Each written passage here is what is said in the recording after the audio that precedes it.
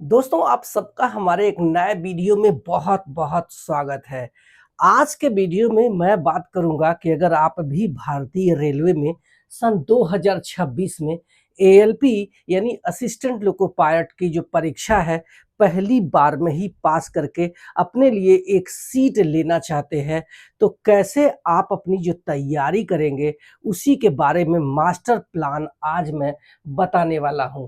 पूरा का पूरा रेलवे एएलपी वैकेंसी 2026 की वैकेंसी पर यह वीडियो रहेगा, जो कि ए टू जेड आपको संपूर्ण जानकारी सिर्फ और सिर्फ आपके एग्जाम से रिलेटेड मिलने वाली है। तो अगर आपने इस वीडियो को लास्ट तक देख लिया तो चांसेस पूरा पूरा है कि आपकी 11,127 सीट में से एक सीट आपकी हो सकती है। एग्जाम प्रिपरेशन मास्टर प्लान रहने वाला है।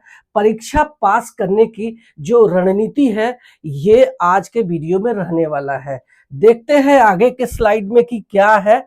तो आगे की स्लाइड में आप देख सकते हैं कि यहाँ पे ये हमारा एक फोटो है जो कि असिस्टेंट लोको पायलट है और फीमेल है। और आपको बता दूं कि जब भी आप भर्ती होते हैं तो ये हमारा जो लोकोमोटिव है यहाँ पे ये लेफ्ट साइड में है, जबकि एएलपी राइट साइड में होता है। और हमारा जो लोको पायलट है, जो सीनियर होता है, जो प्रमोशंस के बाद बनते हैं, वो लेफ्ट साइड में होते हैं। यहाँ पे आप इनका देख सकते हैं एएलपी लिखा हुआ है और यहाँ भी असिस्टेंट लोको पायलट लिखा है और यहाँ पे लोको पायलट लिखा हुआ है। तो इनका जो मुख्य काम होगा ये होगा कि आपका ट्रेन चलाते समय जो लोको पायलट होते हैं उनकी हेल्प करना है, चाहे वो सिग्नल देखने के चक्कर में या फिर आपका जो लोकोमोटिव जो हमारा इंजन है उसको चेक करके बताना कि यस ये लोकोमोटिव चलने के लिए तैयार है। और आपकी जानकारी के लिए बता दूं कि भारतीय रेलवे में एएलपी ट्रेन नहीं चलाते हैं, वो सिर्फ और सिर्फ अपने लोको पायलट की हेल्प करते हैं, जो कि एक प्रमोशन के बाद ही आप लोको पायलट बन जाएंगे, जिसमें 3 से 5 साल का समय लग जाता है। अब आगे देखते हैं कि क्या है। तो ये हमारा मास्टर प्लान है। आप देख सकते हैं कि जो महत्वपूर्ण तिथियां हैं यहाँ पे है। 15 मई से फॉर्म भरे जा रहे हैं, जो कि भारतीय रेलवे की ऑफिशियल वेबसाइट से फॉर्म भरे जा रहे हैं। लास्ट डेट आप देख सकते हैं 14 जून 2026 रहने वाली है। इसको छोड़ देते हैं। अभी ये संभावित एग्जाम तिथि आपका ये मान के चलो कि सीबीटी 1 का जो होगा ये आज से 5 से 6 महीने के बाद होने वाला है। नेक्स्ट है, यहाँ पे आप देख सकते हैं कि जो पात्रता है, कैसे आप एएलपी बनेंगे, उसकी जो शर्तें हैं यहाँ पे दे दिया है। टोटल जो पोस्ट है ये 11,127 है। शैक्षणिक योग्यता में आप 10वीं, आईटीआई, डिप्लोमा या फिर आपने बीटेक किया हुआ है तो भी इसका फॉर्म भर सकते हैं। A1 मेडिकल होता है, जो कि आपकी जो आंखें हैं ये 6/6 होनी चाहिए बिना चश्मे के, तभी आप इसका मेडिकल क्लियर कर पाएंगे। इसके अलावा आप देख सकते हैं कि जब भी आप कोई एग्जाम पास करने जाते हैं तो सबसे पहले उसका जो सिलेक्शन प्रोसेस है अच्छे से समझ लेना। तो अगर आप रेलवे में एएलपी बनते हैं तो आपको सबसे पहले इसका जो सिलेक्शन के प्रोसेस को समझ लेना है कि कौन कौन से स्टेज होते हैं, और सारे स्टेज को क्लियर करना आपकी जिम्मेदारी है, तभी आपको एक सीट मिल पाएगी। तो इसमें पहला एक एग्जाम होगा सीबीटी 1। सीबीटी क्यों बोलते हैं? क्योंकि ये कंप्यूटर बेस्ड टेस्ट एग्जाम होने वाला है। ऑनलाइन एग्जाम होगा जिसमें सिर्फ और सिर्फ मल्टीपल चॉइस क्वेश्चंस रहने वाले हैं आपका, जिसमें 4 विकल्प रहेंगे एक प्रश्न के, एक सही होगा 3 गलत होगा। जो सही होगा उसी को आपको लॉक करना होगा। 1/3 का इसके एग्जाम में निगेटिव मार्किंग होता है। इस सीबीटी को सिर्फ और सिर्फ एक स्क्रीनिंग नेचर का है, यानी सीबीटी 2 में जाने के लिए है। आपका इसका मेरिट से लेना देना नहीं है। इसको आप प्री एग्जाम भी बोल सकते हैं। इसमें जितने पोस्ट है लगभग समझ लो 1.5 लाख से ज्यादा बच्चों का सिलेक्शन होगा, क्योंकि 11,127 पोस्ट है, इसमें 15 गुना बच्चों से मल्टीप्लाई करते हैं तो उतने ही बच्चे आपके सीबीटी 2 में लिए जाएंगे। और ये जब सीबीटी 2 में आप चले जाते हैं तो ये मेरिट मेकर है, यानी यही सीबीटी 2 की जो मेरिट है ये भारतीय रेलवे में आपको एएलपी बना देती है। इसके बाद अब आपका एग्जाम होगा सीबीएटी। चूंकि आप ट्रेन संचालन से जुड़े हुए कर्मचारी बनने जाते हैं तो आपका मेन काम है ट्रेन चलाना, जो कि जान माल से जुड़ा हुआ होता है। तो आपका माइंड स्ट्रांग होना चाहिए।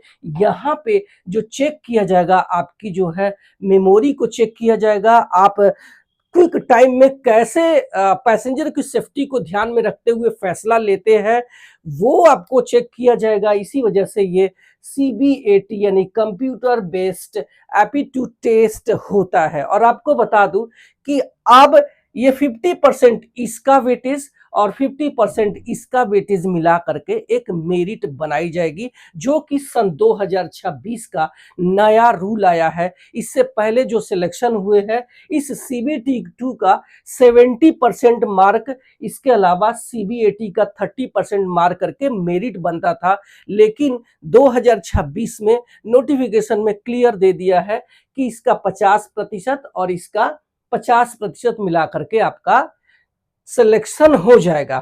अब आप अगर यहां तक अच्छा करके लेके गए हैं तो आप ये मान के चलो कि 90% चांसेस है कि अब आपकी ज्वाइनिंग होने ही वाली है, क्योंकि आपको यहां आगे दिक्कत नहीं होगी। डॉक्यूमेंट वेरिफिकेशन होगा। डॉक्यूमेंट वेरिफिकेशन में वही पेपर चेक किए जाएंगे जो आपने फॉर्म भरते समय लगा दिया है। इसके अलावा आपका मेडिकल होगा। आप मेडिकल में ठीक ठाक आपकी सेहत है और आपकी आंखें अच्छी है तो आपको मेडिकल में कोई इशू नहीं आएगा। अब यहाँ पे एक आत्मविश्वास आपको दिखाना है कि 11,127 सीट में से एक सीट मेरी है। ये सिर्फ लोको पायलट संतोष की लाइन है, ये ध्यान में रखना। ये कॉन्फिडेंट अगर आप रखते हैं तो आपका चांसेस है कि एक सीट हो जाएगा। एग्जाम होने तक आपको अपने माइंड में ये रखना होगा। नेक्स्ट, अब जो है फॉर्म भरने की सबसे बड़ी रणनीति है कि आप फॉर्म तो भरते हैं, पता चला आपने फॉर्म गलत भर दिया और आपका जो फॉर्म है वो रिजेक्ट हो गया, तो आपकी जो है पूरी की पूरी जो तैयारी है वो मट्टी में मिल जाएगा। तो सवाल ये उठता है कि कैसे इसका फॉर्म भरे। तो आपको मई के अंत तक फॉर्म भर ले, लास्ट डेट का इंतजार ना करें। बहुत सारे बच्चे लास्ट डेट का इंतजार करते हैं और वो चेक करते रहते हैं, यूट्यूब पे देखते रहते हैं कि किस जोन में कितने एप्लीकेशन फॉर्म डाले गए। और यकीन मानो 90% से ज्यादा डाटा यूट्यूबर फेक दे देते हैं, क्योंकि उनको अपना एक व्यूज चाहिए था। सिर्फ वही डाटा अनथेटिक होता है जो कि आरआरबी अपने आरटीआई के माध्यम से रिप्लाई करती है। बाकी अगर एप्लीकेशन का डाटा आप देखते हैं यूट्यूब पे कि इस जोन से इतनी वैकेंसी के फॉर्म भरे गए, तो वो आपको फेक डाटा होता है। तो आपको देखना नहीं है, आपको अपने मई के लास्ट तक फॉर्म भर देना है। एक्सपर्ट की मदद लेना है, आपको अनुभवी व्यक्ति या साइबर कैफे वाले से ही फॉर्म भरवाना है, क्योंकि वो लोग फॉर्म भरते रहते हैं तो इस वजह से आपकी कोई गलती नहीं होगा। अगर आपको गलती लगता है तो रेलवे इसमें सुधार का भी मौका देती है और वो विंडो 17 जून से खुल जाएगी। तो 17 जून के बाद से अगर आपको लगता है कि कुछ गलती किया है फॉर्म भरने में तो आप उसको सुधार कर सकते हैं। चलते हैं आगे। इस अगले स्लाइड में ये है कि जब आप जोन कर लेते हैं, सिलेक्शन कर लेते हैं, तो कोशिश ये करो कि आप अपने घर के पास वाला जोन सिलेक्ट करके अच्छे से तैयारी करते हो, तो चांसेस पूरा है कि आपका सिलेक्शन हो जाएगा। अब जोन का अपने पसंदीदा जोन से ही फॉर्म भरे, और जब आप फॉर्म भर देते हैं तो उसमें आपको पछतावा करने की जरूरत नहीं है कि मैंने एक गलत जोन सेलेक्ट कर लिया है। आपने जो भी जोन सेलेक्ट कर लिया है एकदम ओके है, बस आपको अपनी तैयारी को एक नया आयाम देना है।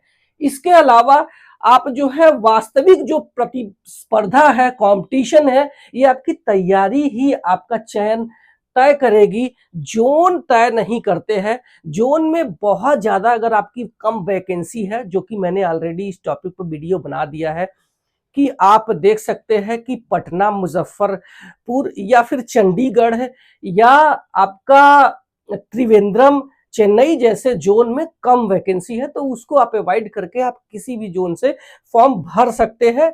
आपको ज्यादा जोन का टेंशन नहीं लेना है, अपनी मनपसंद जोन से फॉर्म भरना है। अब बात आती है कि कैसे तैयारी करना है। तो मैंने अपना जो भी सिलेक्शन प्रोसेस है पहले ही डिस्कस कर लिया। अब आप समझ सकते हैं कि मैं डिस्कस करूंगा कि पहला जो हमारा चक्रव्यूह का पड़ाव है, जिसको हम सीबीटी 1 बोलते हैं, उसको कैसे क्लियर किया जाए। तो आपको बता दूं कि इसके एग्जाम में 75 क्वेश्चंस पूछे जाते हैं, जो कि मल्टीपल चॉइस क्वेश्चन से पूछे जाते हैं। इसके लिए आपको 1 घंटे का यानी 60 मिनट का समय मिलता है। अब सवाल ये उठता है कि कितना मार्किंग किया जाए जिससे इस सीबीटी 1 का जो पड़ाव है वो क्लियर हो जाए। तो आपको बता दूं कि अपना जो टारगेट है, किसी भी कीमत पर 45 मार्क से कम मत रखना। चाहे किसी भी जोन या फिर किसी भी कैटेगरी में आते हो, आपका जो टारगेट है इससे ज्यादा ही होना चाहिए। इससे कम आ रहा है तो आपको सोचने की जरूरत है कि हमारी तैयारी कैसे करें कि ये 45 से 50 के बीच में चला जाए या फिर उससे ज्यादा चला जाए, तभी आपका सिलेक्शन संभव है। इस एग्जाम में सीबीटी 1 में आप देख सकते हैं कि अभी जीके निकाल दिया है। इस एग्जाम में आपको गणित, रीजनिंग और सामान्य विज्ञान से ही सवाल पूछे जाने वाले हैं। अब की बार जो सिलेबस दिया है उसमें जनरल अवेयरनेस को पूरी तरीके से हटा दिया है। ये सिर्फ एएलपी के एग्जाम में है, बाकी एग्जाम में रहने वाला है। इसके अलावा आपको निगेटिव मार्किंग इसमें रहने वाला है। नेक्स्ट, ये होता है हमारा सीबीटी 2, जो कि इसकी मेरिट आपको रेलवे में एएलपी बनाती है। तो इसी में आपको पूरा का पूरा जान फूकना होगा, जिसमें 2 पार्ट बटे हैं, part A, part B. Part A में 100 सवाल पूछे जाते हैं और एक सवाल 1 नंबर का होता है। तो 100 नंबर का सवाल आपको पूछा जाएगा, जिसके लिए 90 मिनट का समय मिलेगा। फाइनल मेरिट आपकी पार्ट ए से ही बनने वाली है, तो बहुत अच्छे से आपको इसको तैयारी करना है। पार्ट बी की बात करें तो इसमें 75 क्वेश्चन पूछे जाएंगे, 60 मिनट का समय मिलेगा, और ये भी एक क्वालिफाइंग नेचर का है। लेकिन बहुत बच्चे गलती ये कर जाते हैं कि वो सोचते हैं कि यार इसमें तो सिर्फ पास करना जरूरी है, और इस पार्ट को ही इग्नोर कर देते हैं। और यकीन मानो, 95 मार्क लाने वाला बच्चा भी पार्ट ए में, वो भी पार्ट बी में फेल हो जाता है। और अगर आप पार्ट बी में फेल हो जाते हैं तो आप पूरी तरीके से इस एग्जाम में ही फेल हो गए। तो आपको अपना जो बैलेंस है ये दोनों पर बना करके रखना होगा। चलते हैं आगे। अब यहाँ पे आप देख सकते हैं कि पढ़ाई का जो तरीका है वो क्या है आपका रहना चाहिए, जिससे कि आपका एक सीट पक्का हो जाए।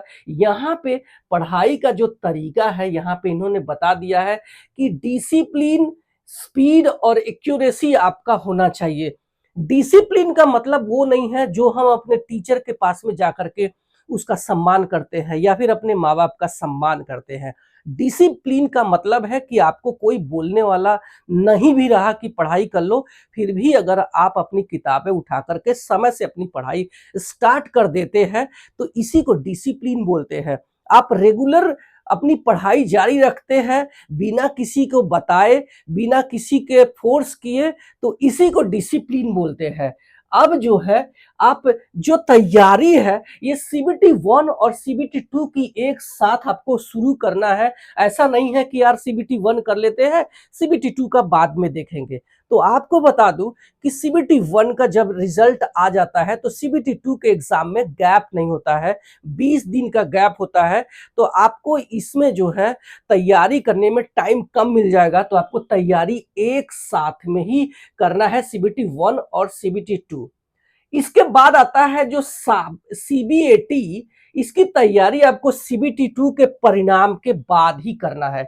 आप साइको का लोड न ले, सीबीटी 2 का जब रिजल्ट आ जाता है तो आपके पास 10 से 15 दिन भी अगर मिल जाते हैं तो आप अच्छे से तैयारी कर लेंगे। माध्यम अपनी सुविधा के अनुसार ऑनलाइन या फिर ऑफलाइन सिलेबस पूरा करें। अच्छा, मैं यहाँ पे एक चीज और बता दूं कि ये जो CBT 2 है, पार्ट ए में आपके जो सवाल पूछे जाते हैं वो mathematics, reasoning, basic science and engineering से पूछे जाते हैं, बाकी सब्जेक्ट से सवाल नहीं पूछे जाते हैं। तो आपने CBT 1 के लिए मैथ रीजनिंग की पहले से ही तैयारी किया है। CBT 2 में आपको एक अलग से subject basic science and engineering जुड़ जाते हैं, इसके अलावा ट्रेड जुड़ जाते हैं। तो इनके जो है साथ में ही अपनी जो तैयारी है वो करते रहें। अब चलते हैं हम आगे। तो यहाँ पे मैं कुछ YouTube चैनल बताना चाहूंगा जहां से आप अपनी तैयारी चाहे तो ऑनलाइन माध्यम से कर सकते हैं। इसके अलावा मैं किताबें भी बताऊंगा कि कौन कौन सी किताबें आपको लेनी चाहिए जिससे कि आपका सिलेक्शन हो जाए। तो अगर आप ऑनलाइन तैयारी करने में बिलीव करते हैं तो आपको यहाँ पे कुछ यूट्यूब चैनल में बता रहा हूँ। यकीन मानो कि इस वीडियो में किसी ने कोई पेड प्रमोशन नहीं किया है। ये 2024 के नोटिफिकेशन में जो बच्चे सेलेक्ट होकर के आए हैं उन्होंने मुझे बताए हैं कि इनके जो है चैनल से उनको काफी फायदा मिला है, तो आप इनको जा करके जुड़ सकते हैं, इनसे तैयारी कर सकते हैं। तो आपको मैथमेटिक्स के लिए मुझे जहां तक लगता है कि ये दो टीचर है, आदित्य रंजन सर और quick trick by Sahil sir. इन दोनों में से किसी एक को आपकी सुविधा के अनुसार, आपके इंटरेस्ट के अनुसार, जिससे आपको अच्छा लगता है उसको सेलेक्ट कर लो। इसके अलावा साइंस की बात करें तो नीरज सर को सब लोग जो है बोलता है कि ये अच्छे टीचर है, इनसे पढ़ना चाहिए, जो कि एग्जाम ओरिएंटेड बताते हैं, जो कि एनसीईआरटी बेस्ड जितने भी सवाल एग्जाम में पूछे जाते हैं उसको ये करवाते हैं। इसके अलावा हम बेसिक साइंस एंड इंजीनियरिंग और ट्रेड की बात करते हैं तो आपको कौटिल्य क्लास से तैयारी अपनी करनी चाहिए। अब बात आती है कि ये तो हो गया कि हमारा सिलेबस अपने जो पसंदीदा टीचर से ही पूरा करना है, लेकिन आप अगर इंटरेस्ट रखते हैं किताबों से तो मैं आपको बता दूं कि इस वीडियो में मैं बेस्ट बुक्स सारे सब्जेक्ट की टैग कर दिया हूं। आप वहां से ऑर्डर लेकर के तैयारी स्टार्ट कर दे और अपना जो सिलेबस है वो अपने नोटिफिकेशन में जो दिया हुआ है सिलेबस, उसी के आधार पे सिलेबस पूरा करना है। चलते हैं आगे।